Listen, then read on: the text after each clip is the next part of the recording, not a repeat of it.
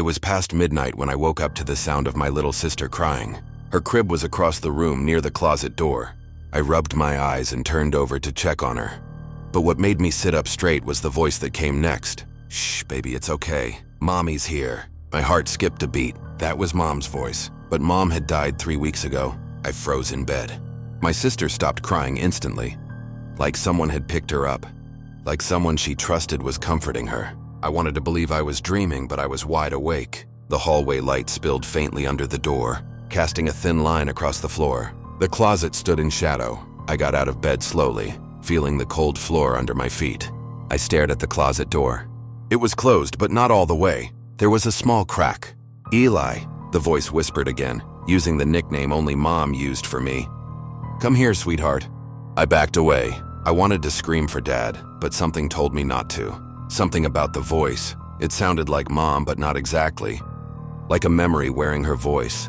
The door creaked wider. A pale hand slid through the gap, fingers tapping the floor softly. My sister giggled. "I miss you," the voice said. I couldn't move. My legs were heavy like stone. That's when the closet door opened all the way and I saw a figure crouched low inside, almost hidden in the shadows.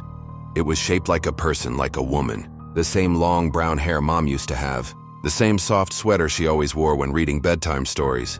But her face was turned away. My sister reached her arms out toward it, giggling again. "No," I said louder than I meant to.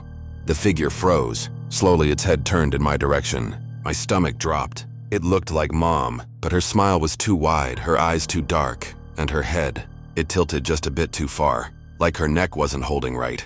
"You don't have to be afraid," it said, still in Mom's voice. "I just want to be with you." "Don't you miss me, Eli?" I shook my head, backing up toward the door. My hand fumbled for the knob. "You're not her," I whispered. It took a step forward, and the light from the hallway touched its face. The illusion broke. The thing's skin was too pale, like stretched paper. Its eyes reflected no light. It had Mom's voice, Mom's clothes, but not her soul. My sister began to cry again. I yanked the door open and screamed for Dad. "Something's in the closet!" Footsteps thundered from the hallway. The thing shrieked, a horrible, high-pitched sound, and darted back into the darkness. The closet door slammed shut behind it just as Dad burst into the room. "What happened?" he shouted, pulling me and my sister into his arms. I was shaking. Mom's voice.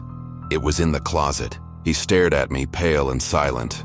"I believe you," he finally said, and walked slowly toward the closet, reaching for the handle. He paused.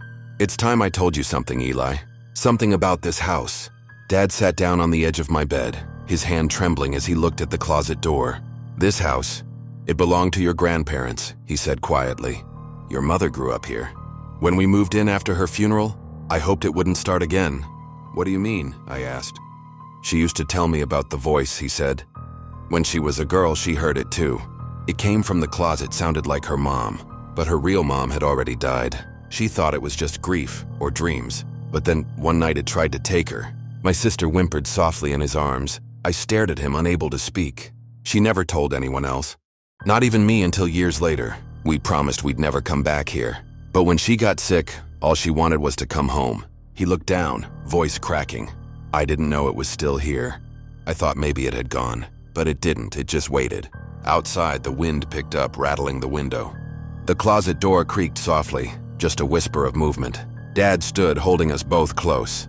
"We're leaving," he said. "Tonight." We packed what we could and left before sunrise. The house stood quiet as we drove away, but I knew the thing was still in the closet, still waiting for someone else. Someone who'd listen to the voice and believe it was real. And sometimes, even now, when I close my eyes, I swear I can still hear her voice calling softly, "Eli, come back."